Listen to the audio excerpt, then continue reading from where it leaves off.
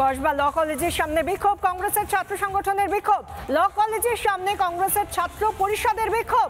অধ্যক্ষের সঙ্গে দেখা করতে চান ছাত্র পরিষদ নেতারা, কংগ্রেসের ছাত্র নেতাদের ঢুকতে বাধা। ল কলেজের গেটের সামনেই বিক্ষোভ।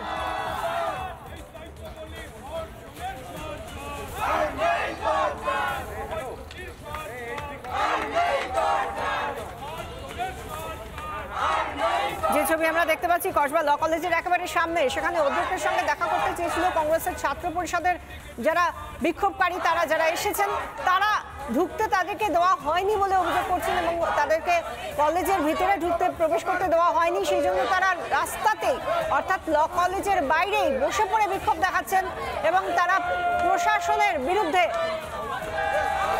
সোচ্চার।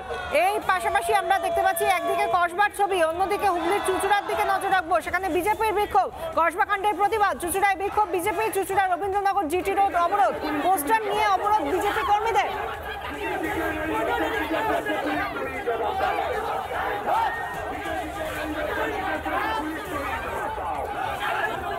আমাদের সঙ্গে সরাসরি রয়েছেন কসবা থেকে আমাদের প্রতিনিধি অর্ণব এবং সুজিত থেকে রয়েছেন আমাদের প্রতিনিধি হুগলি থেকে রয়েছেন সুজিত গৌড়।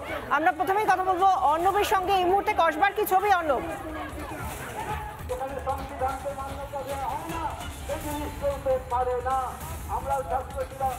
একবারে দেখো, এই মুহূর্তে কিন্তু কংগ্রেসের ছাত্র পরিষদের যারা সমর্থকরা রয়েছে তারা কিন্তু বিক্ষোভ দেখাচ্ছে রাস্তার একদিকে, এবং কসবা কলেজের যে গেট রয়েছে সেই গেটের সামনেরও কিন্তু ব্যারিকেড এবং অন্যান্য যে সিকিউরিটি অ্যারেঞ্জমেন্ট সেগুলো কিন্তু বাড়ানো হচ্ছে। এবং দেখতেই পাচ্ছ কলেজের যে বিভিন্ন অংশ রয়েছে যেখানে থেকে মূলত পিওতে অ্যাক্সেস করা যায়, সেই সমস্ত জায়গায় কিন্তু সিসিটিভি নতুন করে ইনস্টল করা হচ্ছে কলকাতা পুলিশের তরফ থেকে।